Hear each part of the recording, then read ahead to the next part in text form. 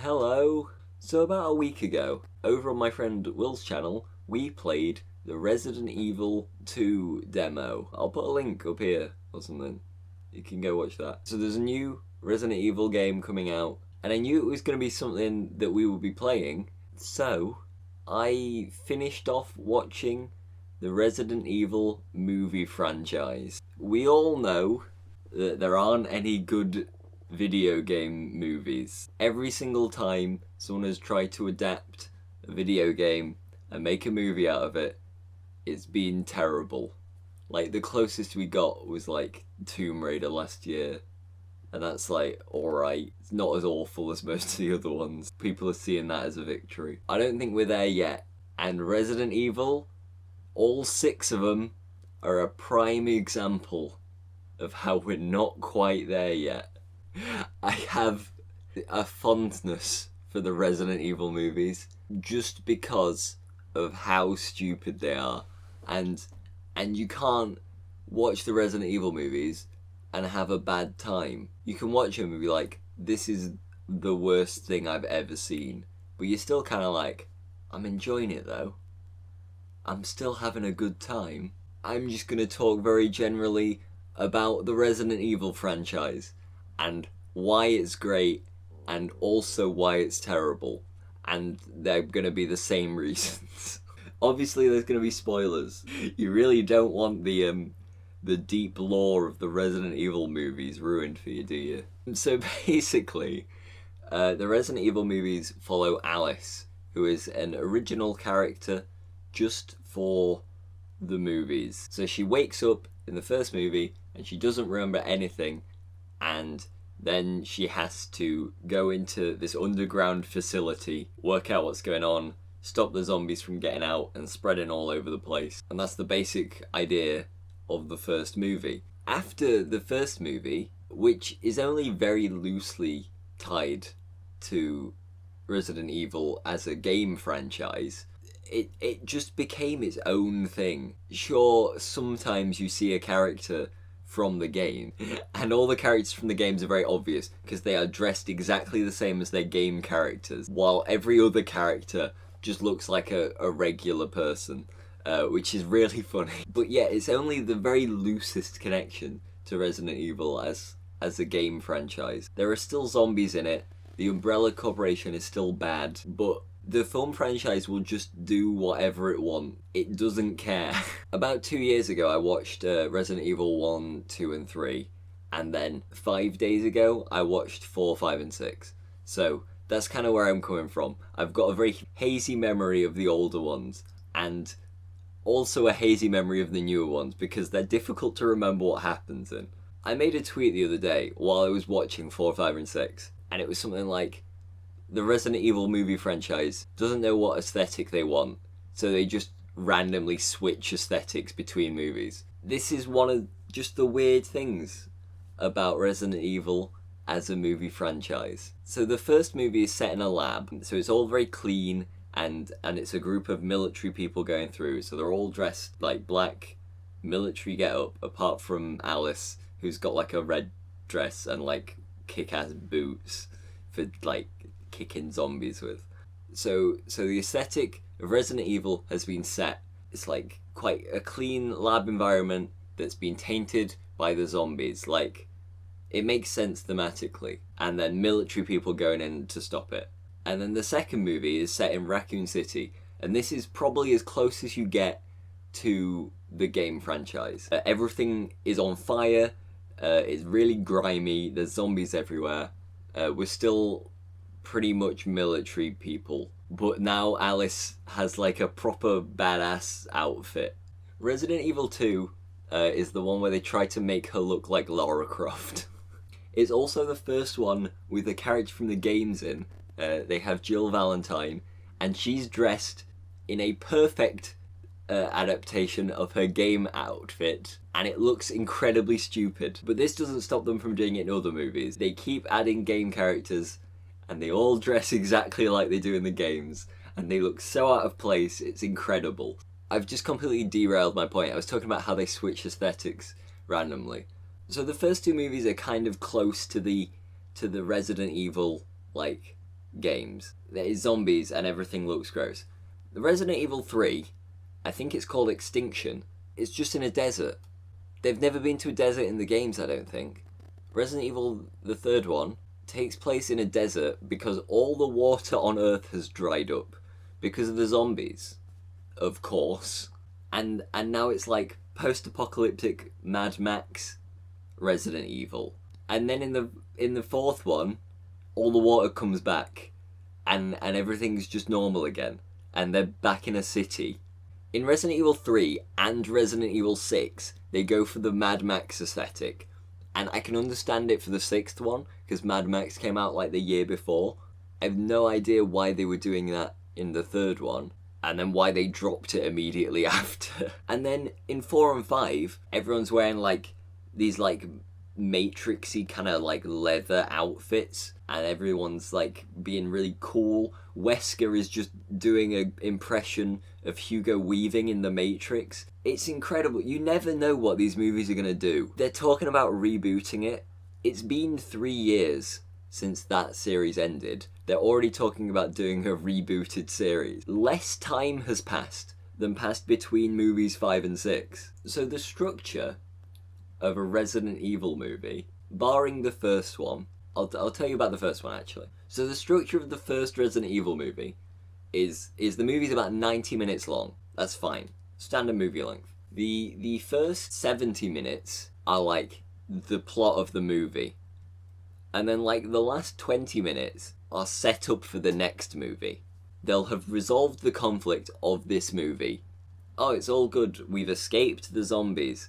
And then Umbrella Corp will come and do something stupid. I think in the first one they like kidnap a man and they take him off and do like surgery on him. And they kidnap Alice as well. And that's set up for the second movie. And the second movie actually makes use of this setup. But every single movie afterwards, they do this. They spend like the last 10, 20 minutes of the movie setting up the next one. And then they don't do anything with it. I'll talk about one I can remember. So I'm going to talk about the end of Resident Evil 5 going into Resident Evil 6. Resident Evil 5 is set in like this underground facility in Russia. At the start of the movie, they'd captured Alice and she has to escape. And she gets the help of Wesker, who's usually a villain, but he's helping her because he's realised that humanity is going to end. So he helps her escape from this facility. And they get out of the facility. Alice has kind of adopted a child in this movie. I don't have time to talk about everything that happened. Alice adopts a child and she escapes and she's with Ada Wong and Jill Valentine and Leon Kennedy and the child. And they've all escaped.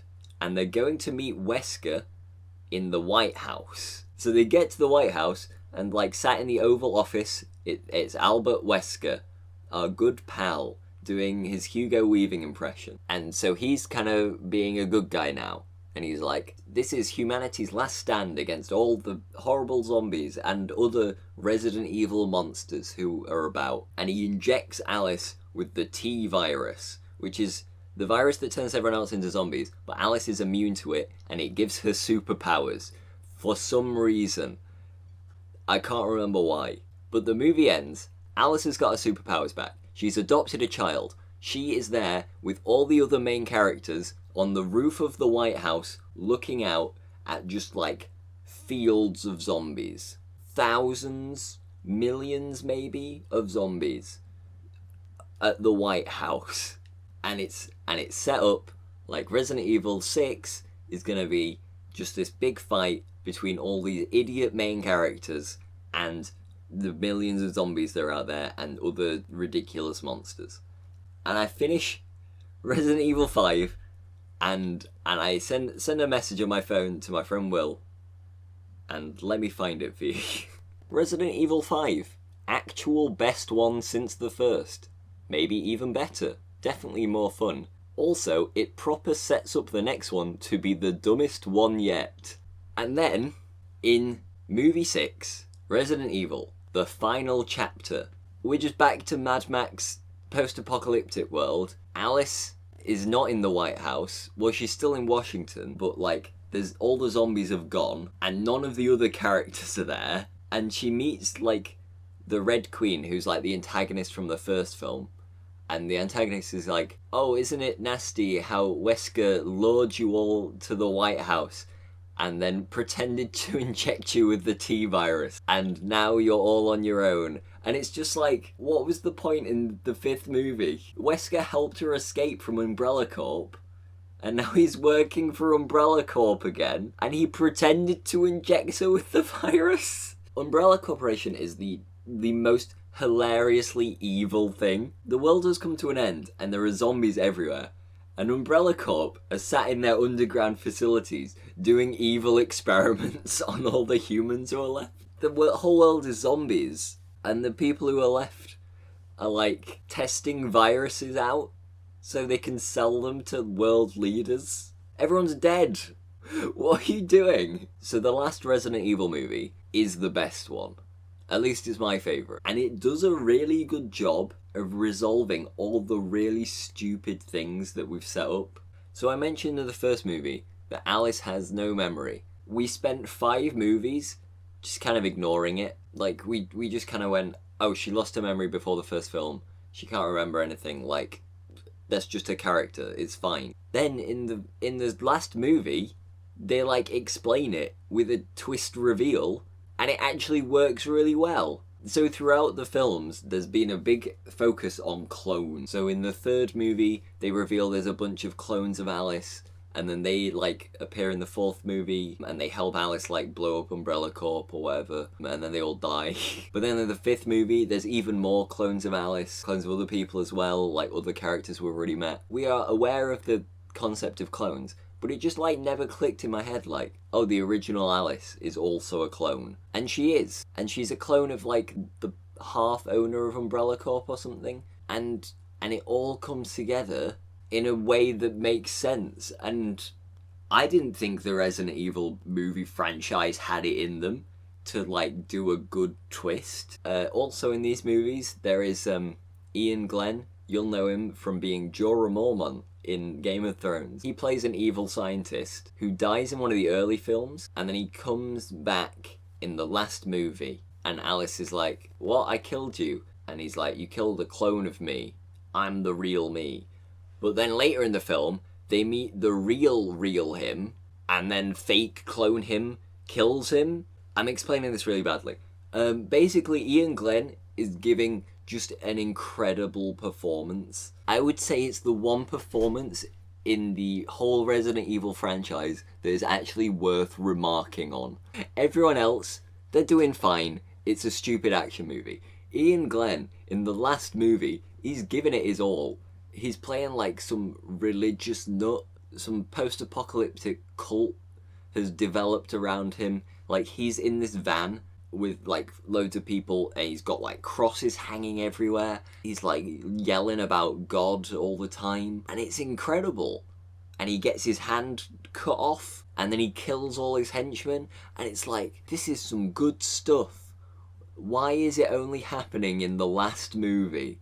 Where was all this stuff before this? The problem is, you can't just watch the last movie on its own. You need the context of all the other films. Which means you have to sit through like 8 hours of just like weird, confusing movie before you get the last one. I mean, I would say if you've got the time and maybe a group of friends, the Resident Evil movies are probably worth watching. And when I say worth watching, I mean like if you've got nothing better to do. I will stand by these movies as a really fun, stupid franchise that you don't have to think about. You just watch Mila Jovovich kick a zombie dog in the face, and then you laugh about it because it's so dumb. Like, I've watched some really good movies, but I probably won't come back to them as much as I will these movies. Because now that I've finished them, I kind of just want to watch them again. I want to show them to all my friends and be like, look at these stupid films. I guess I'm just going to end it there. Like, I think I've covered everything, maybe. Also, here is the Resident Evil movie tier list. It'll be over here, and it goes 6, 5, 1, 3, 4, 2. I've only put 2 at the bottom because I can literally not remember anything about it. I think it's really stupid, and also everything's dark and miserable. If you have watched these movies, tell me all about it in the comments. You're allowed to say they're bad. Like, I know they're bad. And if you haven't seen any of these movies, consider giving them a watch. But if you have other movies you want to watch literally anything else first. Also, go over and subscribe to my friend Will's channel and watch our playthroughs of Resident Evil games. We've played a bit of 4. I think we've still got some of that to go up. But also, when Resident Evil 2 comes out next week, we're going to be playing that. I'll see you later. Hopefully I'll be talking about a better film. Actually, I only want to talk about stupid films forever. So hopefully I'll be talking about a terrible film. I'll see you then. Goodbye.